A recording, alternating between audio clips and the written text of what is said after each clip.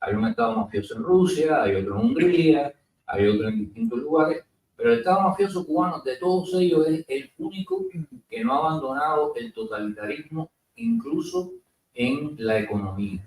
Y ese ha sido su gran talón de Aquiles. En las ciencias, en general, ciencias físicas, ciencias sociales, hay dos etapas que se establecen. Una es cuando alguien genera un paradigma interpretativo, digamos en física, tú tienes la física mecánica, la física de relatividad, la física cuántica, y ese paradigma resuelve interrogantes que tiene la ciencia sobre esa materia hasta un momento, pero llega un momento que se agota la capacidad que ese paradigma tiene para responderte los problemas complejos de la realidad. Entonces viene otra persona, otro científico, otro grupo de científicos, que genera otro paradigma interpretativo que no necesariamente niega ni desplaza el anterior, pero que permite darle respuesta a cosas que el que estaba vigente, el paradigma vigente, hasta ese momento no servía.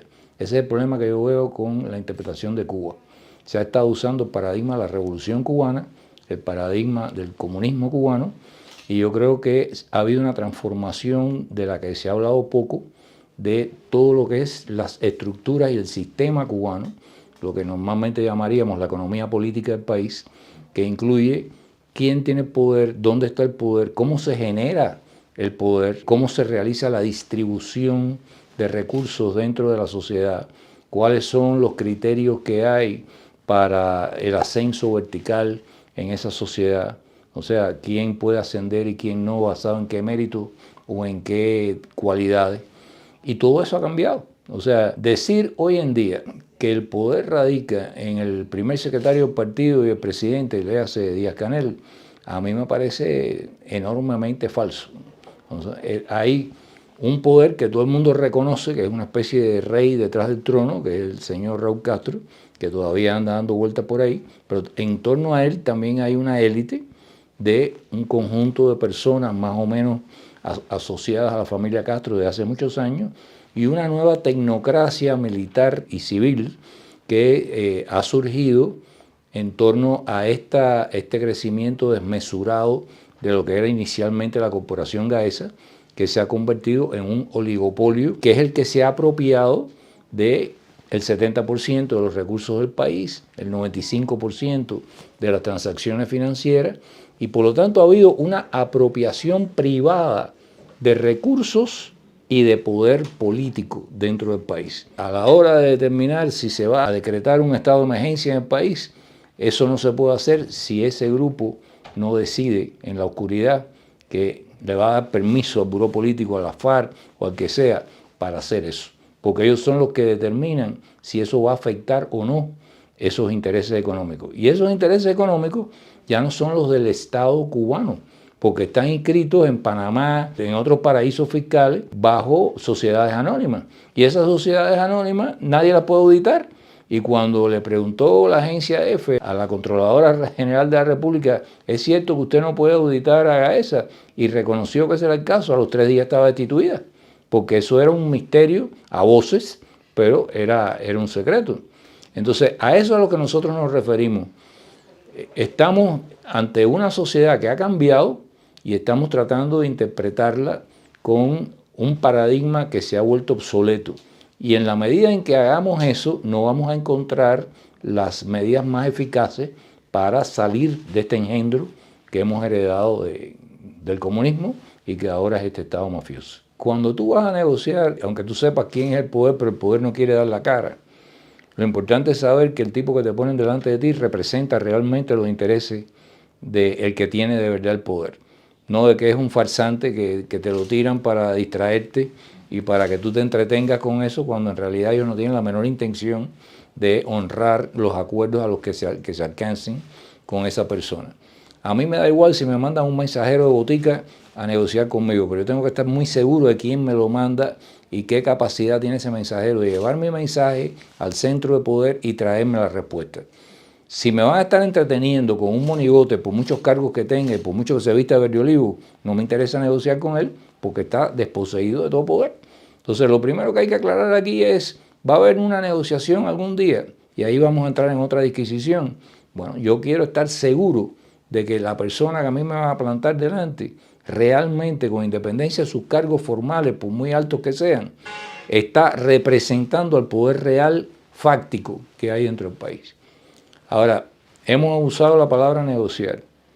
Y eso también es un problema que yo creo que es necesario acotar. Cuando tú entras en una transacción de cualquier tipo con otra parte, bien sea un problema privado, un problema comercial o un problema político, tú tienes que estar seguro de que tú tienes algo que la otra parte necesita y viceversa para poder hacer ese tipo de transacción. Y también hasta qué punto, según las circunstancias, tú quieres involucrarte en ese tipo de transacción. Y para eso hay escalas.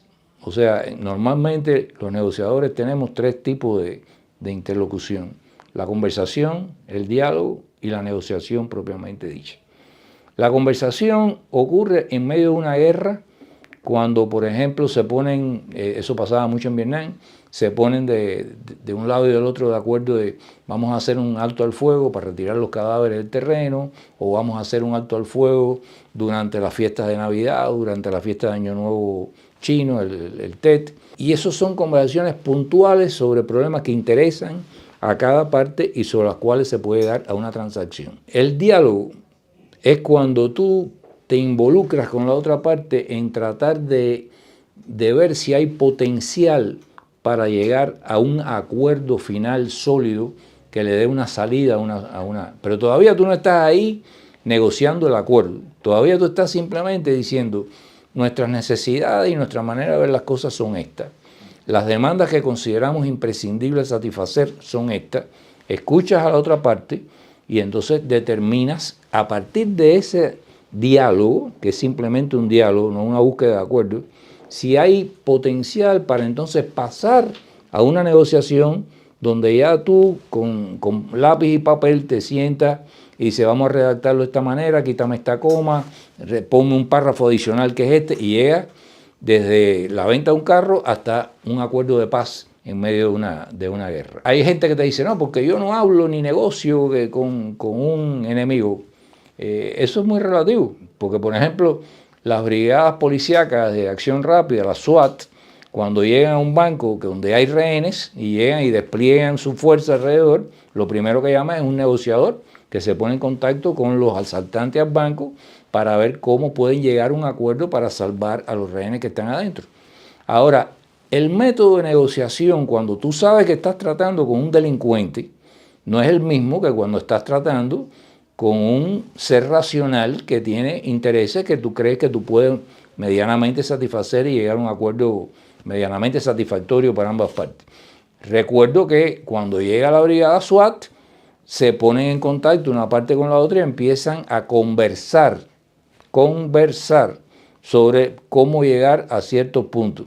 Pero mientras tanto, por todas las ventanas posibles están entrando unos rayos láser, que son los francotiradores que tienen desplegados en todas las azoteas alrededor del edificio, que le están recordando al que está dentro que hay 2 alternativas. Está la alternativa de llegar a un acuerdo racional por vía de la conversación, o la alternativa de que simplemente pierdas la vida, porque si no llegan a un acuerdo van a asaltar el lugar. Es muy difícil cuando tú estás tratando con delincuentes como el señor Maduro, como esta mafia que tenemos nosotros en Cuba, que tú puedas prescindir de la amenaza creíble, al menos del uso de la fuerza, para llegar a un acuerdo. Los negociadores tenemos una fórmula que se llama, bueno, en español sería mejor alternativa a un acuerdo negociado. En inglés sería BATNA, Better Alternative to a Negotiated Agreement. ¿Qué quiere decir eso? Tú te sientas con la contraparte. Mientras esa contraparte crea que él tiene una mejor solución para sus problemas que negociar contigo, nunca va a negociar contigo, y si va a negociar contigo, supuestamente, no va a ser de buena fe.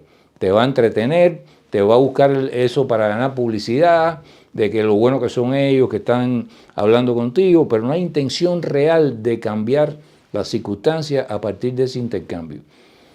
Cuando ellos se convenzan que no tienen ninguna mejor salida que llegar a un acuerdo contigo, pues hay mucho riesgo en la alternativa.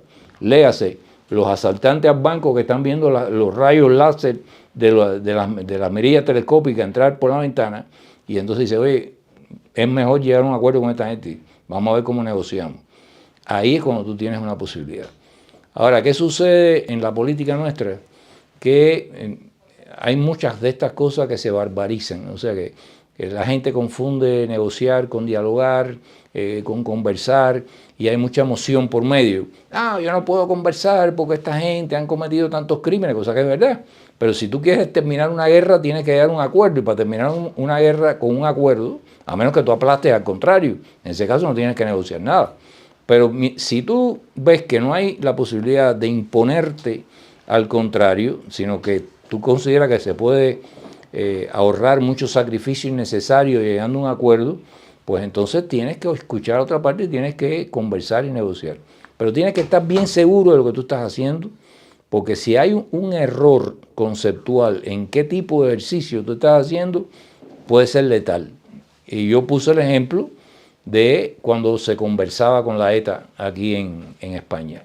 Se le ofreció a la ETA un alto al fuego, esa era una precondición para poder tener estas conversaciones, y empezar a conversar para ver en qué había una posibilidad de pasar a un diálogo de más alcance y posteriormente una negociación.